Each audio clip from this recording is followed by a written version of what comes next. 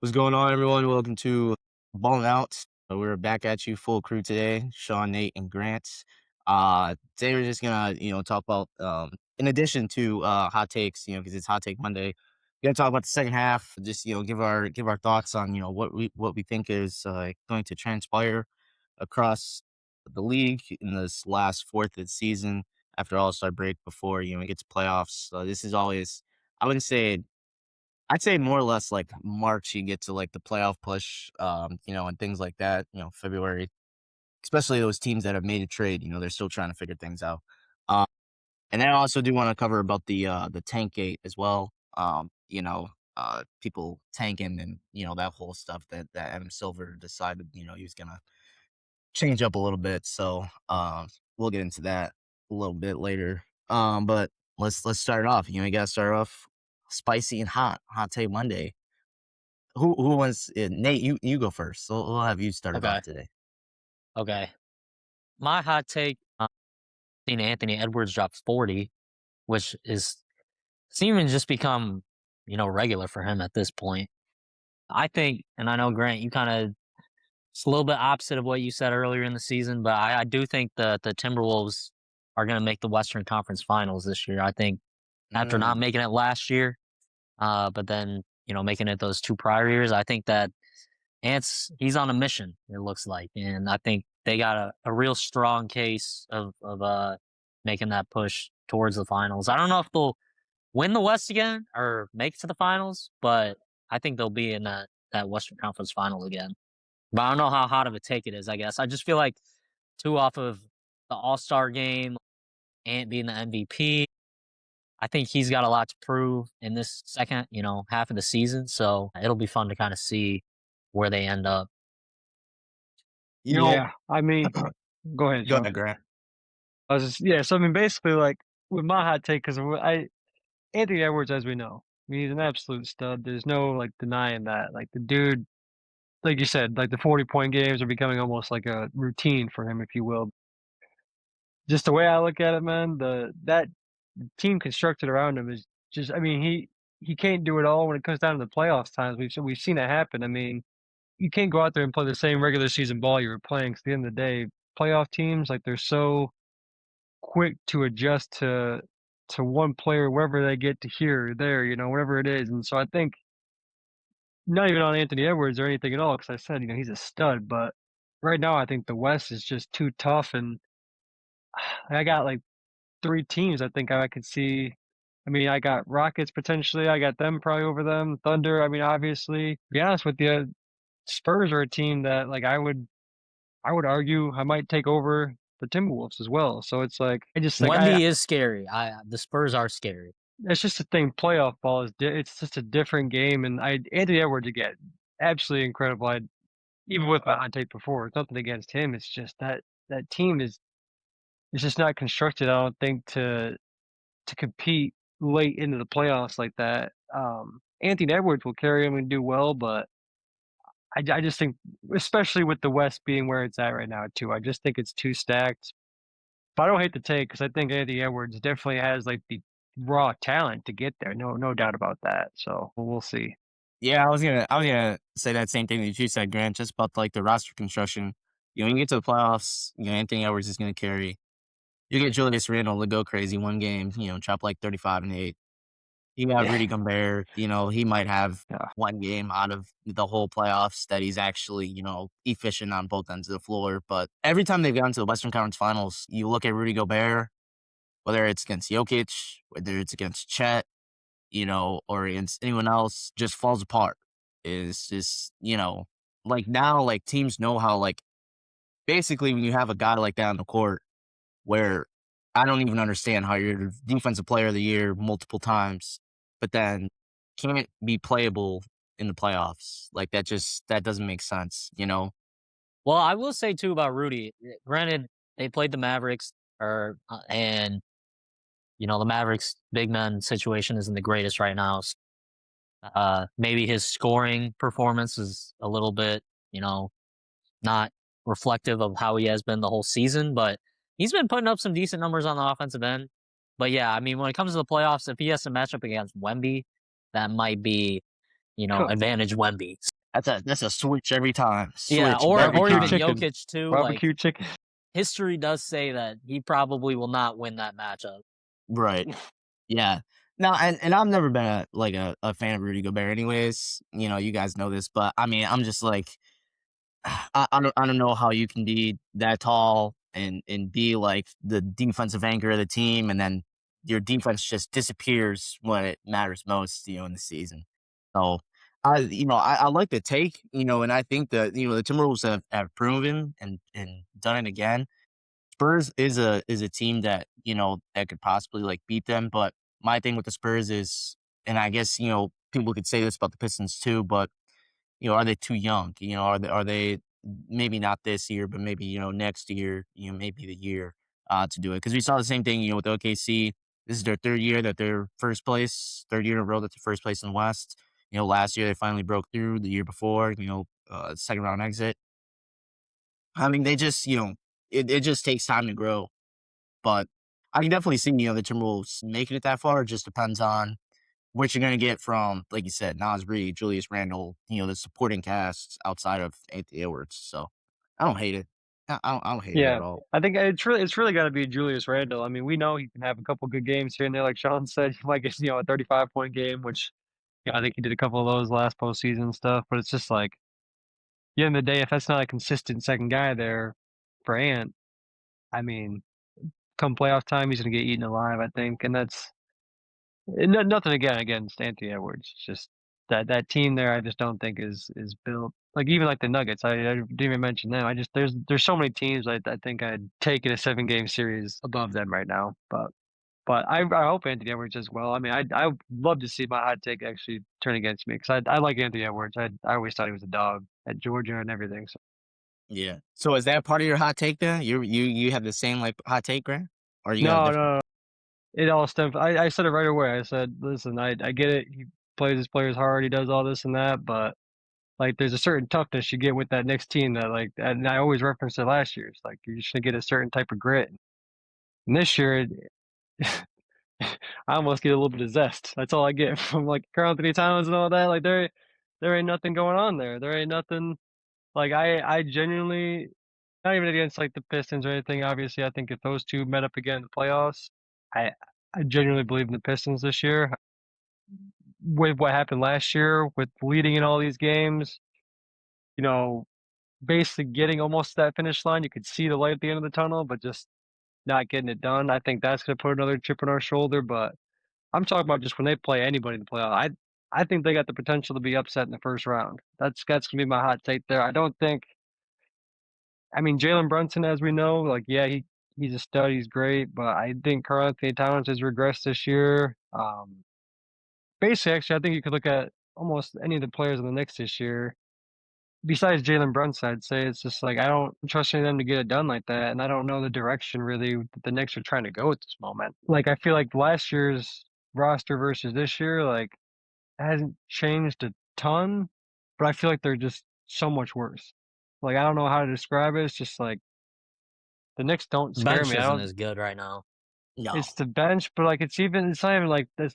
Just start to bottom though. I think it really for me it started with the coach though too. I genuinely believe I had a lot of high value for Tibbs, but I obviously the Knicks didn't, and so I just yeah. At the end of the day, I won't keep rambling on. I think they got the potential to be upset in the first round there. And I definitely don't think they're going to make it past the second round um, in the playoffs.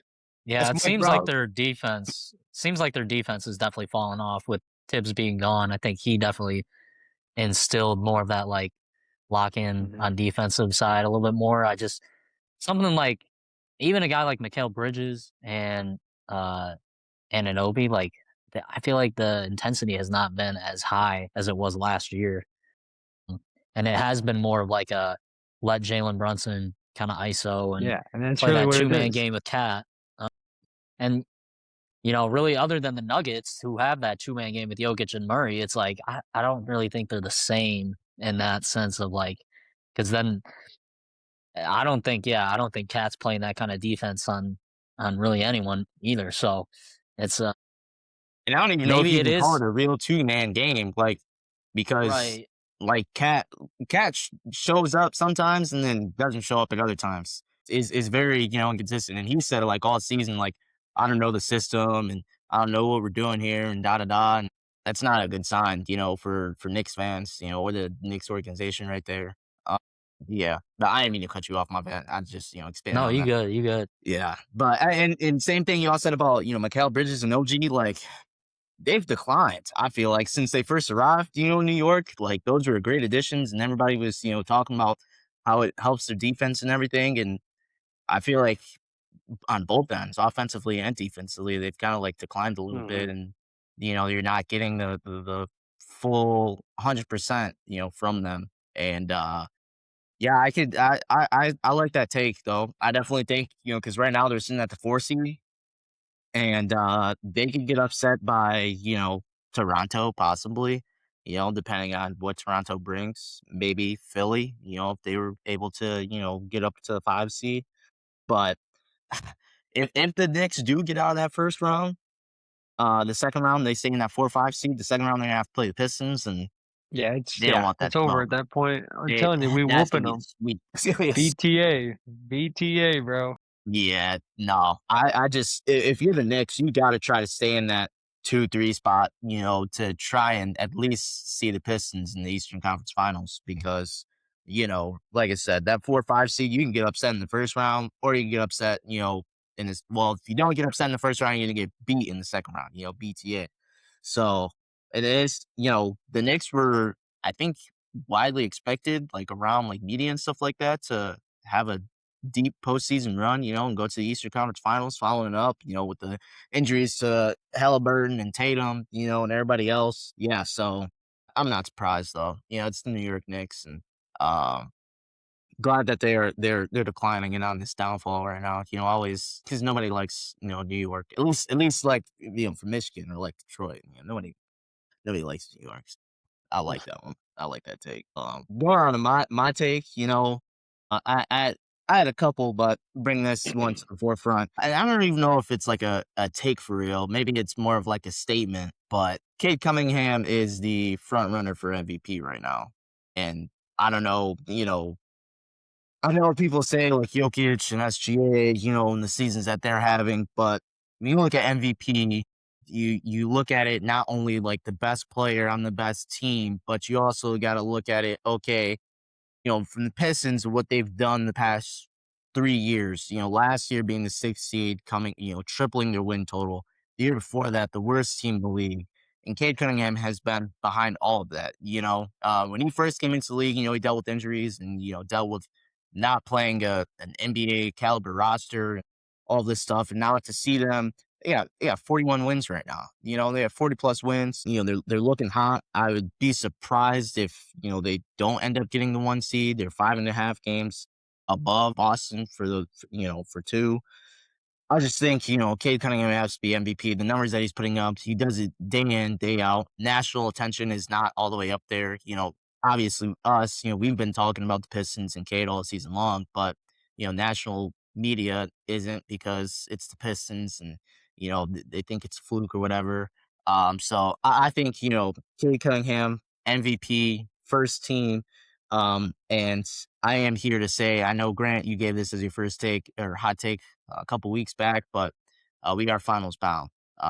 Per the Phil Jackson 40 before 20 Mhm. rule, 40 wins, got it before the All-Star break, 40 wins before 20 losses.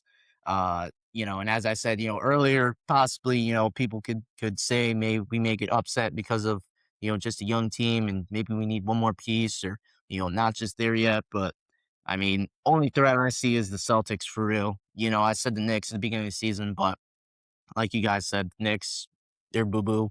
Celtics, maybe if they get Jason Tatum back, but that's, to be seen.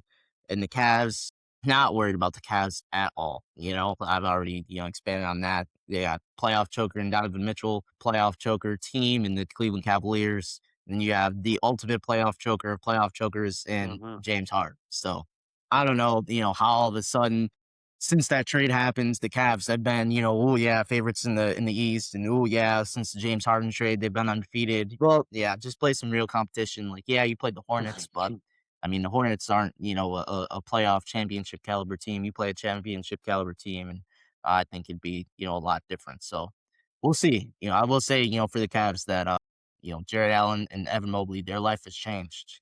That me, that Druki did, So yeah, but I think the Pistons are gonna, run the table, win the East, MVP for Cade, first team for Cade. Like I said, I don't know if it's really a hot take or whatnot, or if it's just like a statement, but um, yeah, that's what I'm going with today. So That's Yeah, I crazy. like You're it. changing on Harden just that quickly. He was just on your team 2 weeks ago, and now he's a Crazy notorious switch playoff up. choker.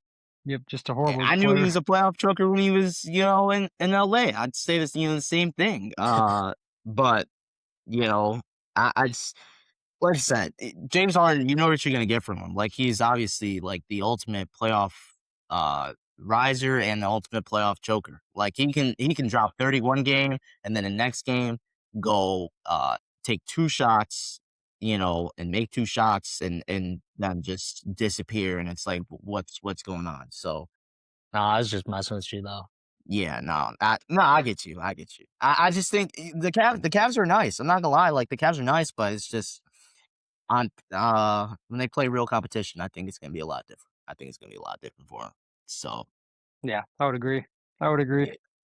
yeah, yeah, Well, and two, I think going off that, I feel like a lot of the media that has been talked around Detroit, it's been around like, oh, when during the season are they going to kind of fall off and go down in the standings a little bit more? But I know we've been talking about all season that I think we think that they'll stay in that one seed and have a good, finish out the season strong. And it's not looking like they're going to slow down. I mean, it's one thing that, that game against New York, we didn't have JD or Stu, and we still win by, you know, 10, 12 points. So, and at some points it was almost a blowout. So I think yeah. there there is something to be said for how this team is playing, and Cunningham is for sure the number one point for that. Absolutely, Mhm. absolutely, yeah. And so I think And I just don't understand how Kate is not in like top three of MVP voting, or rankings right now. It's just I don't know how you can be the best team in the league, and not have their best player in the MVP voting. He's got to be. I know you guys love him, but Luka Doncic lower. Like you, can, yeah, I can't have a fifth seed being in being in the MVP race over somebody that's under one seed. That just don't make sense to me. So you well, know, actually, hold on. Well, before I won't go on a whole little tangent here, but two things. One with the Kate MVP, I think. Shout out Liam Clifford for this, one of our top donators. I'm pretty sure he was mentioning. So I was playing 2K with him. Like he was saying, I'm pretty sure SGA, if he misses 5 or 6 more games, though, like he's like, I don't know if he can get MVP or whatnot. I don't know if that's true. I didn't get a chance to look it up, but like if you got something like that, like you're taking a front runner out like that, I don't know where Cade's at in terms of games. I think he's should be hitting it. I think pretty easily, but I don't know for sure. I have to take another look at that. But there's one factor there. So I mean, if you get some of those guys just with these requirements that they're not hitting the games played, that's going to change some things too. And real quick, just with the MVP voting, I think Sean, I think I've said this for years now. But the MVP is just it's horrible the way that they just do it. They just give it to whoever the best player and the best team is. I don't think that's ever right. Like I think it should go to whoever has the biggest impact on whatever team that they are on. So say for example, we'll take Cade, which because I agree with you. I think that he definitely should be top three. Because I think if you take Cade off of the Pistons and see what their record is, we might not even be in the play in. So I yeah, mean, for me, it's like I hate when like you get guys that's like, but yeah, the Thunder, SGA. Like again, nothing to take away from Shea. 'Cause I genuinely believe that he's also MVP candidate, of course, but like. They just give it to whoever the best player, the best team is. They don't think like twice about it. They just got the best record. So like, boom, you just give it to one of these two teams, whatever, whoever you think is right. Give it to the best player. It's like I never agree with that. So like when you say like the whole Luca like the fifth seed, it's like I don't agree. I think like the end of the day, if you take somebody off that team and like say for like Luca, whatever it is, it's not the greatest example because I don't think Luca would be MVP this season, but like if you take Luka off like that Lakers team, it's like, what are you still getting? Is AR still gonna cook? Is Brian gonna do all that? I don't know, but it's just like I think if he's worthy of it, and if you got a guy that really is making that much of a difference, no matter what seed they are, like obviously, I think if you're like dead last, and you're just putting up 50, that's another thing. But it's like, yeah, if the guy's got a good argument for it, and maybe his team just like isn't great, like I can see the argument still for giving that guy the MVP regardless of like the record. So I don't think that they've done a good job at explaining like what like it's not MVP, it's not most valuable player anymore. It's just best player on the best team. Like that's so like I don't know. Again, kind of a little Well, rant there, Grant but too. just yeah. Sean's just he's upset because Luca dropped 38 on his Clippers. So it's Yep, there it is. There it is. it's really just a biased take when you think about it. Luca is It's clearly, just the bias. he's gonna be an MVP candidate every season because, regardless of them having Braun and Reeves, like Luca is still gonna be one of the most valuable players on that team. So, but I understand, Sean. It's okay. So, yeah, I mean, that doesn't have anything to do with that. We can touch on that a little bit here, but, uh, no, just before you get to that, just wanted to touch on, so, yeah, for the MVP, like, Jokic can only miss 1 more game in the season to be eligible. SGA has 49 games played right now, but he's gonna miss another week. I looked it up. Cade has 48 played, I think. Yeah, yeah. So, I mean, he's got a little bit more leeway, and Shea, he misses another week. I'd have to go through and see, like, how many games the Thunder play this, next week, and, that's probable that, he comes back, first week of March. So, it could possibly be just, if SGA, doesn't have the games played and Jokic misses 1 more game, then it could be automatically, given to Cade, which should be nice. But I think too, to expand on your point, Grant, just I feel like, you've touched on this before, but I feel like we have too as a whole. Just MVP, the narrative changes every season. You know, and you can go back to 2018, when Giannis won it and people said Harden should have won it, or, when Jokic won his first one and people said Embiid should have won it, or, when Embiid won his and people said, oh, Jokic should have got back to back. So it changes every year, the narrative, whether it's voter fatigue, best team, in the league, with the best record. It's confusing now, and they don't really stick to it, consistently year after year. So that's one of the annoying things, with it, and that's why they had to change, the All NBA teams to positionless because it was kind of along those same lines. So yeah, it you can't really. I feel like MVP is one of the harder ones because it changes every year, and that's like the only one that changes. Defensive player of the year, that's pretty much that's self-explanatory. Clutch player, this is something new that they've came up with. I mean, that's explanatory. Sixth man, that's always stayed the same. But with the MVP, it's always changing year after year.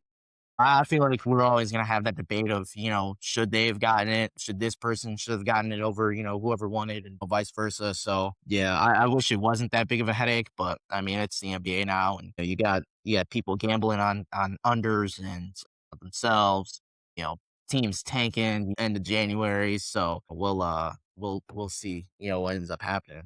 Before we get into the second half stuff, yeah, I do want to touch on this whole tank gate, get y'all thoughts on I guess what do you think about it? I've seen people suggest like, oh, we should get rid of the draft and just have, rookies sign wherever they want to go and do that. And, for me it's just like, why do that? Because then that just takes away, from I guess the draft as a whole and, just having those rookies experience that, time of being drafted to a team. And I feel like if it just turns into free agency, then you're just gonna have all the best players go to the best team. So, OKC is gonna, just get Darren Peterson, AJ, and Cam Boozer, all these guys. So what's you guys' thoughts on the whole tanking and how teams are doing?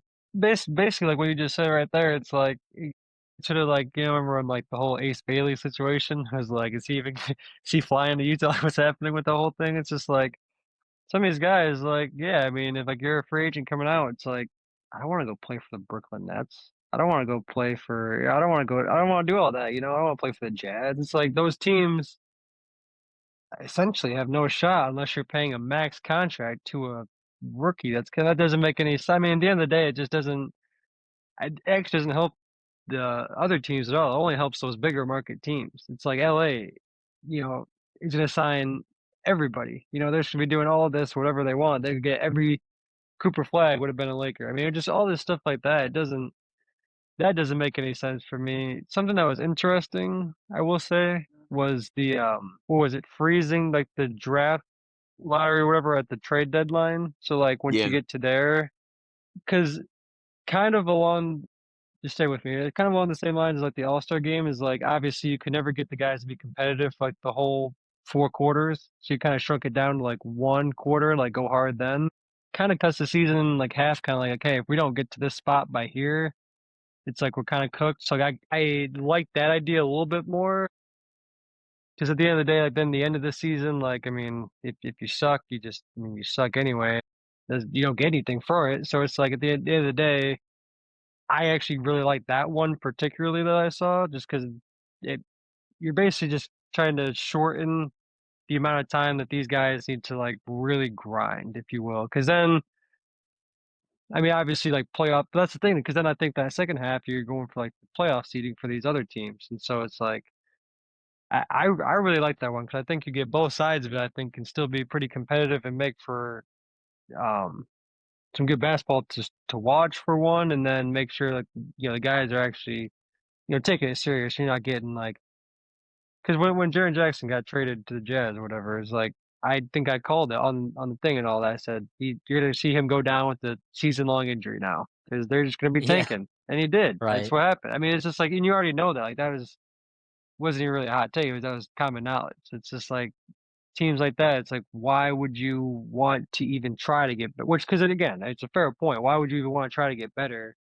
when if you just are bad the rest of this half of the season or less than half of the season, you'll statistically do better in the draft. And so I Yeah. that was one for me that I think could be implemented. And I think it could really do a number, but I'd like to get your guys' thoughts too.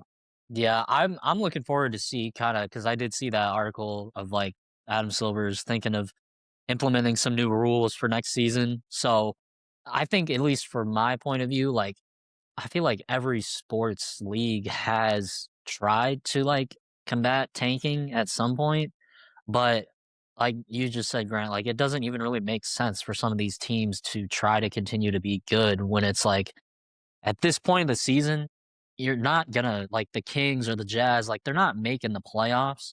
So what do they really have to gain by trying to still like not even necessarily compete like and try to like the Jazz don't have to play Jaren the whole season, but it doesn't make sense to trade for him and then try to play him and he gets hurt and now you're bad next year too. So like these teams inherently, I think once they reach this point of the year, they know what they're gonna do for the rest of the season. I think if anything, it brings up more of that question of like I think a couple years ago too. I mean, I guess this goes as far back as when like the Spurs were benching like their top guys during primetime games. Like that's kind of the stuff where like maybe you can try to fix that a little bit more. But there's also the argument of like, well, you're really benching them to then when the playoffs come, when like the actual basketball matters, then all your best players are on the floor. But I don't really see how they're going to be able to stop teams that are already this far into like their season to tell them like, well, you're going to lose your lottery pick if you don't compete, or like you're not going to be able to, have a chance to get a higher or like make certain trades or whatever it might be. It just hurts, yeah, those smaller market teams, and it doesn't make it like sense, really. Yeah. Yeah. But that's the thing is like even in baseball or football, like there's teams that inherently will just always try to get better draft picks throughout the year, and a lot of that happens just based on them losing certain games. And I don't really think there's a way to tell the team like, oh, you can't lose these games. I guess I don't know. Yeah. No, that makes sense because I look at it, a prime example. Indiana Pacers, okay? Pascal Siakam. Man was just last weekend playing in the All-Star game. Now all of a sudden, come back from the All-Star break, he's out for personal reasons, and then the next game he's out from a left leg injury. But he just played in the All-Star game. So, Mhm. and it's things like that, like, okay, the Pacers aren't gonna, make a playoff push or anything like that. They said that basically at the start of the season that this was going to be a down year for them, right? They weren't going to try and make, a push for the playoffs or playing or anything like that. And then you mentioned, about those smaller market teams, like, you take this draft away, and those smaller market teams that don't sign free agents, for example, like Charlotte. How many free agents do you hear signing in Charlotte? Unless it's one, they're going for a bag, or two, they're at the tail end of their career. Charlotte and Mhm. Washington, those are the two teams, maybe Sacramento. You go there, you're basically throwing in the towel, right? You're done. You're not gonna, make a playoff push. You got probably the first 25 games this season, you're gonna go, hard and try to do whatever you can. And then if you're not winning or you get hurt, then you call it quits, right? So and I think, you take away the draft for those smaller market teams, how are they going to get better, right? We're going to see the bottom of the each conference the same year in, year out, right? We're going to see the Kings at the bottom. We're going to see the Wizards at the bottom. Now, it has happened in the last, couple of years like that, but, now these teams are starting to get better and, use this draft capital and trade, and trade packages and things of that matter. So I just think, yeah, you can't just abolish the draft, you know? And I feel like, yes, it's the worst because Nate, you mentioned other leagues. It's the worst in NBA because, like, you look at NFL, the team's probably not tanking until what? Week 14, week 15. That's when like, all right, like, we're out of it now. Let's tank. Let's lose these last couple of games to try to get, one or two in the draft. Uh, I feel like you don't really hear about it in the MLB, a lot. I feel like, you go till, All-Star break in July, and then if you're bad, then all right, you start falling off a little bit. And I don't ever hear about it in the NHL. Maybe it's just because I don't be watching hockey like that. But, I mean, I don't ever hear about, them complaining about tanking or, draft picks or being competitive or anything like that. And I think you have these tankings, but at the same time, like, it's still like competition around the league. Like, you got to look at the Western Conference every year. One really outside of one, but 2 through 10 is still, anybody's game. Like, anybody can move up, move down, and everything like And that. So I think really it's um, just like front office, and how they kind of see things and do things. And, I will say this is one of the best classes to tank for, because this draft class that's coming in, I think 1 through 13, maybe even the whole lottery, you might have a top guy that can be a plug and play and probably be, an all-star in a couple years. Really, because this draft class is loaded. yeah, I can't get too mad, about, yeah, if we're tanking now, because I understand, but, you know, with the lottery, it doesn't really improve your chances unless you're one of the worst 3 teams in the league. So right. I think that's another thing that, maybe you just get rid of the draft lottery. Maybe do it like how, MLB and NFL do it, and you just, go by record. And maybe that'll, fix things, or maybe, you shorten the season or something like that. But you can't just say, yeah, we're just going to get rid of the draft because, the same 5 teams are tanking. The Jazz Yeah. have been tanking since they traded Donovan Mitchell. So they're trying to find that next Donovan Mitchell that they can have. But yeah, Well, just inherently too, I feel like when you look at the standings this year, it's like the teams that are at the bottom in the league, they're not good even. It's not even that the fact that they're not like that they're trying to tank, but the teams just aren't constructed well to like, you might have a case with like Memphis or Milwaukee where it's like, okay, we're going to trade away one of our best players, and then you can maybe make an argument about that, but it's like they didn't start off the season great even with their best players playing. So it's like at that point, you might as well just, yeah, especially with a draft class like this, try to get a better pick, because there's been other years in the past where specifically I'm thinking about like when the Hawks had the first pick just a couple years ago. And I feel like they were a team that were always trying to get a good pick, but then unfortunately you didn't, the draft class that you got number one, it wasn't Wemby, it wasn't, any of these guys. And unfortunately, you got the number one pick, but it's not a top, star guy that's coming into the league. So with some of these teams, it's not even like their front office just needs to do better at making a better roster. I think there's gonna be some franchises that will always have that issue, but we were just talking about Detroit. Like 2 years ago, we were the worst team in the league, and now we're the best team in the East. So I don't think it's a case of like, oh, we were purposefully doing that to like then be at the point where we are now. It's just like we need to make a better team, you know? Right, right. Yeah, and I think that's what it really comes down to, just roster construction. If you put a better team around, then yeah, you won't be tanking. But, for example, like the Sacramento Kings, you could not have Russell Westbrook, DeMar DeRozan, Zach LaVine, Domantas Sabonis, and whoever else fifth guy you throw out there and expect you're going to be competing every night. Or, the Wizards. You can't be throwing out there, five rookies and sophomores in your starting lineup every night and expect to be competing, and be relevant, in the standings or really in the NBA at all. So, it just I don't know. I feel like Grant, you mentioned, the freezing, at the trade deadline. I like that. Also like because Shams tweeted out, the whole like things that they discussed, the GMs. I do like the teams that can't pick top four the year after making conference finals. I do like that part. And the flattened odds for all lottery teams. So basically everyone gets the same amount of ping pongs balls at the lottery. I do like that, instead of the top three getting, the most or having, 14% or whatever it is to get the first pick. Because as we've seen it, I think it's been the last, 3, 4 years. If you have the worst record, you're pretty much going to get, either the 5 or the 6 pick. It's not guaranteed that you're going to get the number one pick. I mean, the Pistons, we dealt with that. We got pick 5, 2 years in a row. And we were the worst team 2 years in a row. So Mhm. I don't know. I feel like the tanking thing, it's always like you guys said, it's always going to be there.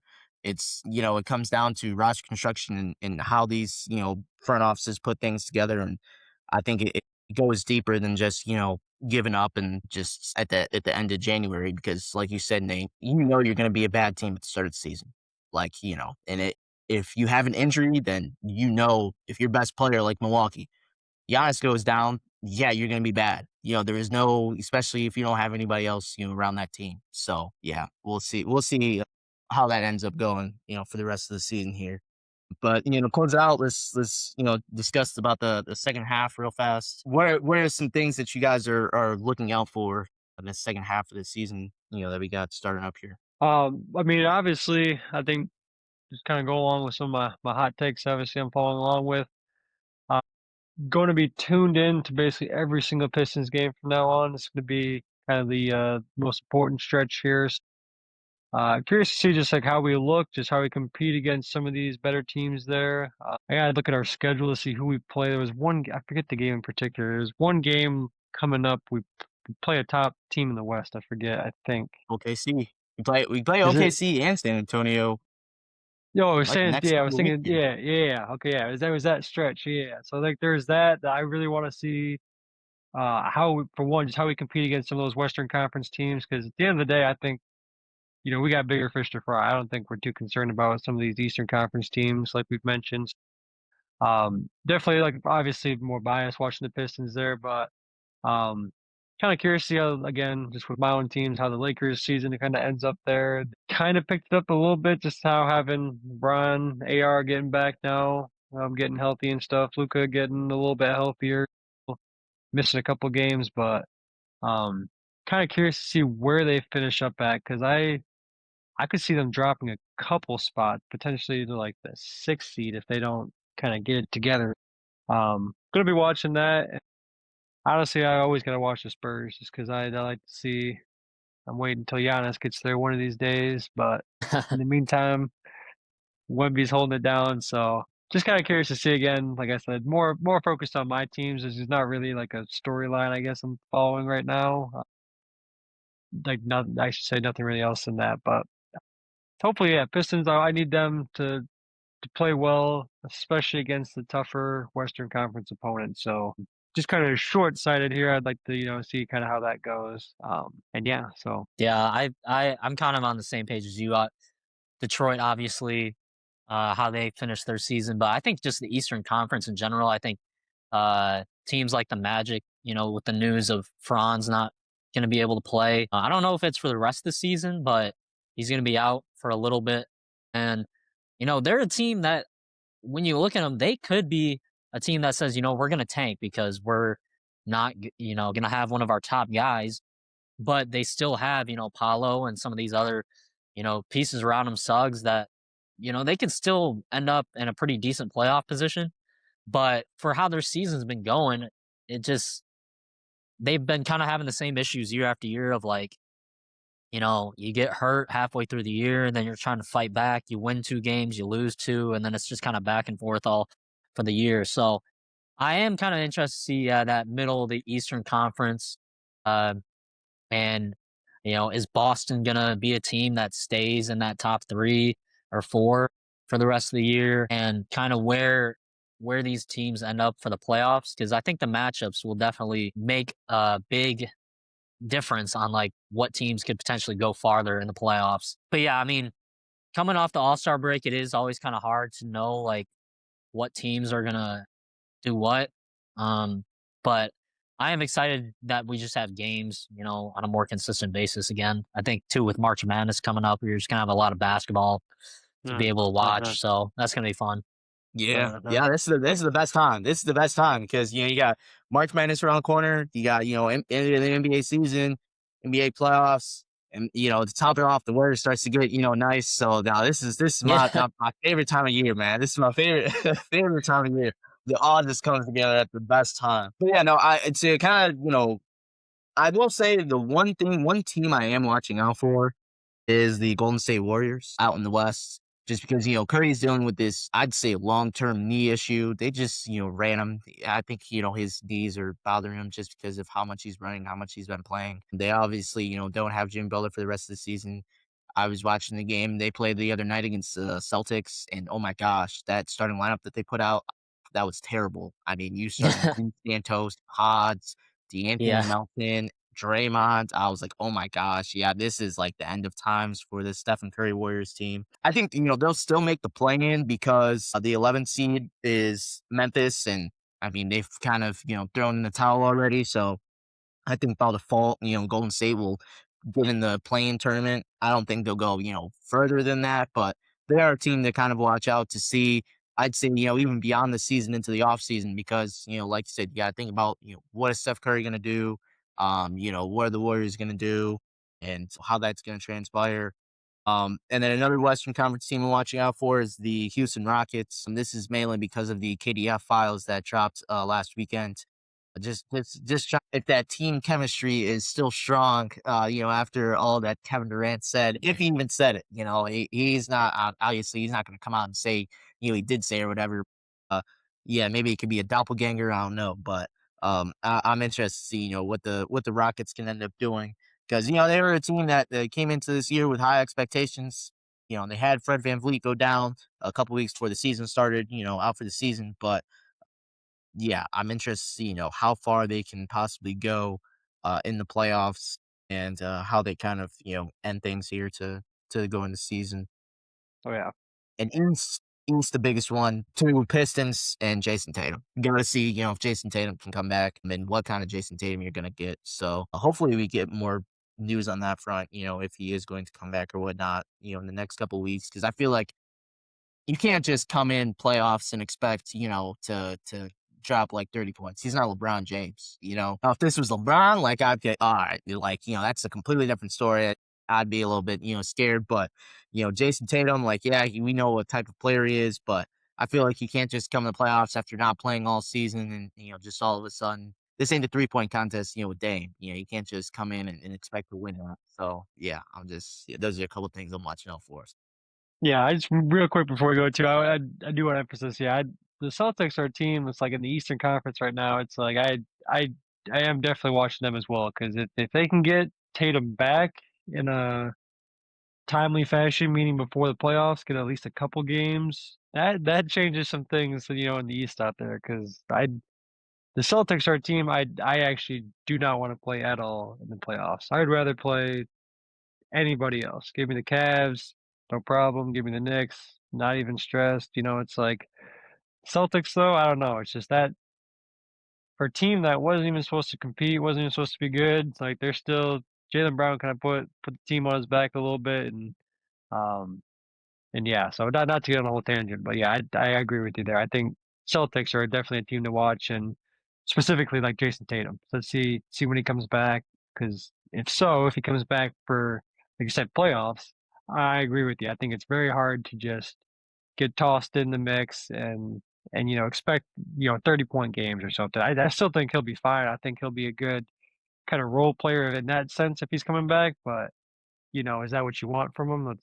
We'll find out. So Yeah, yeah. Last thing before we wrap it up, want to do something a little fun and interesting here. What is one thing that you thought at the beginning of the season that was going to happen, whether it be a team, a player, or anything like that? And now that we are here, it has not transpired. So for me, I was, raving about the Dallas Mavericks and how, they add Cooper Flag to this Anthony Davis, Kyrie Irving, they come off injury, they stay healthy. They could be, a dark horse team in the West. And now Anthony Davis is not there. Kyrie Irving's not going to come back this year, and they're just basically done for the season. Cooper Flag, outstanding. He's going to win Rookie of the Year, but he's not doing anything else. Like along those lines, what's something that y'all think would have happened looking back, in September, October after the offseason, and now you see it and it's like, yeah, I was wrong about that. one I of them I mean, for got. me, Oh, go ahead, go Nate. ahead, Yeah, go Grant. ahead. It's a little on the fly. It was a little on the fly. No, that's a good question because, I mean, we had talked about it before, but I still think like I still can't believe the Bucks didn't trade Giannis. I mean, for me, that was something that we had just been talking about all season, even in last year in the off season. And it's like now they're just at this point to where they're just kind of hovering in the middle of the East. Are they going to try to make a strong push to keep him for next year? Like, I just don't really know where they're headed right now. And I really thought he was going to be the big piece this season to get moved. And now that it hasn't happened, I think it opened up a lot of teams now for contention for that playoff spot because there's not, if he would have gone to a team in the West like Spurs we were talking about, or like even another team like the Knicks or something like that, I think the conversation would have been completely different about, there's clearly a team that's going to be a heavy favorite. But now that he's still on the Bucks, it's like he's just, I think a lot of other teams have a lot of opportunity to capitalize on that, at least for this season. Yeah, yeah, Yeah, I I mean agree. yeah, I can totally agree with that one because I've been saying for the better part of 3 years now that Wemby should be teamed up with Giannis in San Antonio. But anyway, kind of I don't know. It's a good question, Sean. I wish I had a better answer, but to be honest with you, I'm kind of shocked that LeBron's actually still playing. He's not announced his retirement at some point. To be honest with you, I'll say that. I know we had a little text about it, but at the end of the day, it's like I just with him golfing all the time now. I know myself as a golfer. I know all this. I wouldn't be on the court ever again, bro. You kidding me? Once I found the love of golf, it was over. Like my playing days were over, you know. So I don't know. Like next time you come with this question, Sean, I'll have a better answer for you. But yeah, I'll say just that. I'll say that. But I really do like Nate's because I mean, really, I was genuinely shocked that Giannis didn't get traded. Just with how much it was talked about and stuff. I don't mean to like take Nate's basically, but it really is a good one. Because yeah, Giannis was. I mean, this was the whole kind of trade deadline surrounded around him. It was like, well, where is he going to go? Because then that might, it'd be a domino effect. Once he gets moved, it's going to be boom, boom, boom. And obviously, we had a little bit, not crazy of a deadline, but I think that was because, Giannis, nothing happened with Giannis. And so, curious to see what happens in the future there. Curious to see what happens with LeBron's future if he plays another year, if this is it. But yeah, I like that question though. I like that. Yeah, yeah. People are saying now on the LeBron front, he could possibly. The Cavs are making all these moves. They got James Harden because they're trying to put together one last hoorah in Cleveland. James Harden, Donovan Mitchell, LeBron James next year. So I know that I don't possibly want to could see my happen. goat. I don't want to see my goat matched up with James Harden. I couldn't. I'd rather see him retire. He I'm played with good. every other point guard except for him. It's time, one last hoorah. You know what I'm saying? One last hoorah. Yeah, nah. That's fair. That's Yeah, fair. we can circle that back and give you guys some time to think about that, and we can look back at that. But yeah, no, I was just something I was like end the episode on a fun little thing right there. So I like it. I like it. but yeah, no, so we'll continue to give you guys updates on the season, continue to look at the season, before we get to the postseason here. We're in this last home stretch, until beginning of April when the playoffs start. And also for college basketball fans, we I think we got to do another. We always do a bracket, Grant. We always do a Uh-huh. bracket. So yeah, Nate, yeah, Yep. you gotta hop in that. We got Yes, do our sir. ball out bracket. Yes, sir, ball out bracket. So that'll be here in a couple weeks here, actually like 2-3 weeks. Yeah. So yeah, we'll do an episode on that, and look at that stuff, and maybe we'll go even deeper and look at some of the freshman guys that are projected to be top draft picks. Because like we said earlier, I mean this class, I think it was like 6 or 7 freshmen the other day. It went crazy, dropped like 30, 40 points, and it was like all those guys right there are top 10 picks. So if you are lucky enough to get a top 10 pick this year, you're getting a star in the making. And like I said, this class I think might be like I don't know if it's deepest of our lifetime, like how long we've been alive, but it's up there. I think it could really be up there. And hopefully, they all shot on the court and everything like that. But you got the '03 class and things like that, because I guess we were technically alive, but maybe not have been, into basketball like that yet. So but we'll see, how it all transpires. Definitely guys keep you guys tuned in to all that. And of course, keep bringing our hot takes throughout the season and everything. But that's all we got for now. And until next time, we'll catch you guys.